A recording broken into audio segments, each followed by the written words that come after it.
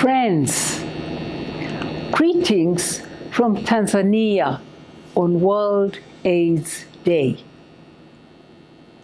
Today is a moment to honor over 40 million lives lost to AIDS, to take stock of the AIDS response, and to commit to ending AIDS by 2030. This week, we launched a new report. We called it Dangerous Inequalities. In it, we called the world's attention to a painful reality. Currently, we are not on track to end AIDS by 2030. And the reason is inequality. But there's good news. By equalizing, we can end AIDS. Firstly, we must equalize for women and girls to reduce their HIV risks. In sub-Saharan Africa, adolescent girls and young women are 3 times more likely to be infected with HIV than boys and men of the same age. The driving factor here is inequality. Enabling girls to stay in school until they complete secondary education reduces their vulnerability to HIV infection by up to 50%. When we include comprehensive sexuality education and other measures for girls' empowerment, then their risk is reduced even further. That is why 12 African countries have come together, supported by the African Union, in the Education Plus initiative that is supported by the UN to make this happen. Beyond this, we must combine services for sexual and reproductive health together with services for preventing and responding to sexual and gender-based violence and services for HIV. They must be designed to work for all women and girls in all their diversity. That way, we equalize for women and girls. Secondly, we must equalize for marginalized people. Discrimination against marginalized people is hurting the HIV response. Globally, gay men and other men who have sex with men are 28 times more likely to be infected with HIV. People who inject drugs have 35 times the risk.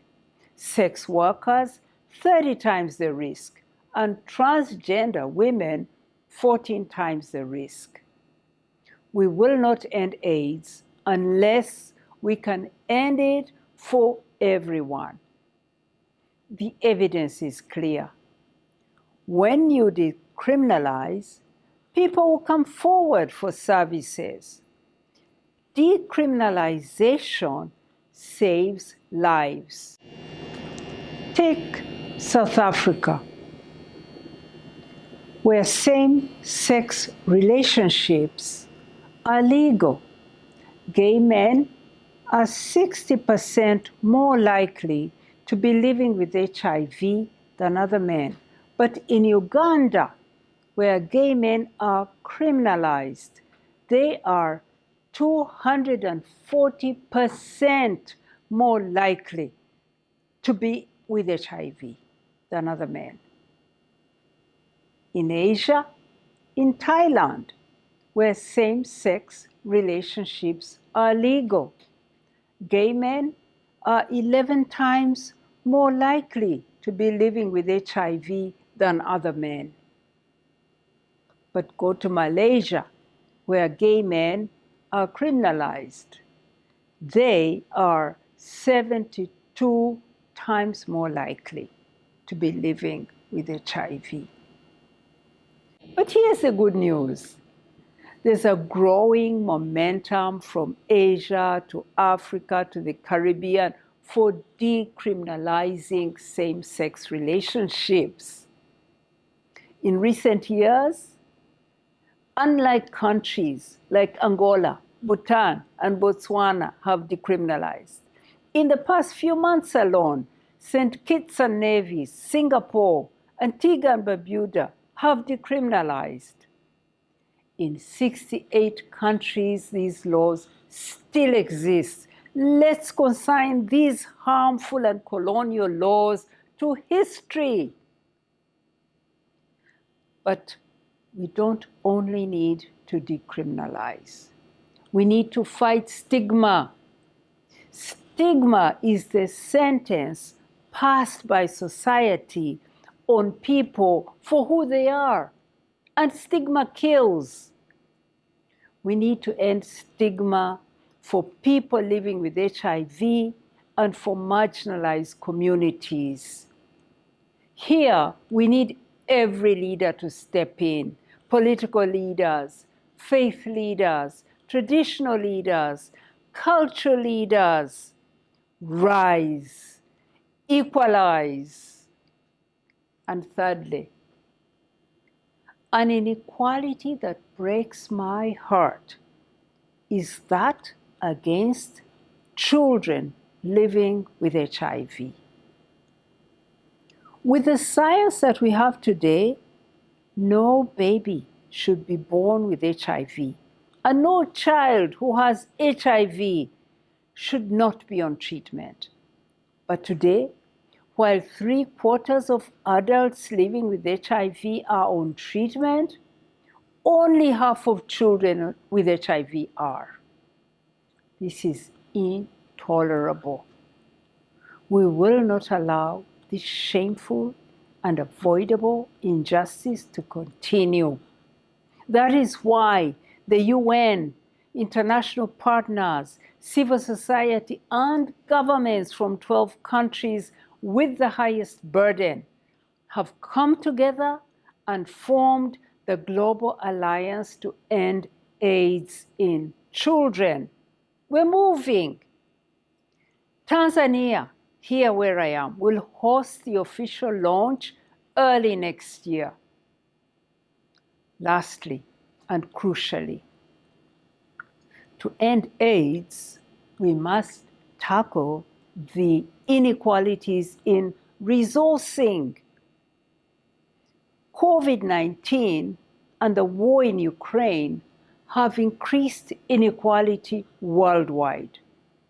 Every single day, G20 countries receive $136 million in debt repayments from poor countries in the South. Meanwhile, in these countries, debt repayments are 4 times more than they spend on health, twice what they spend on education. This is an injustice. In the midst of a crisis of debt, austerity, and inequality hitting developing countries, some rich countries have also cut back aid for global health, and considering even deeper cuts. This is not right. Now is not the time to step away. It is the time to step up. Remember, it is through international solidarity that we reduced inequalities in financing and made amazing gains against HIV, including bringing more than 28 million people onto life-saving treatment. We must complete the job.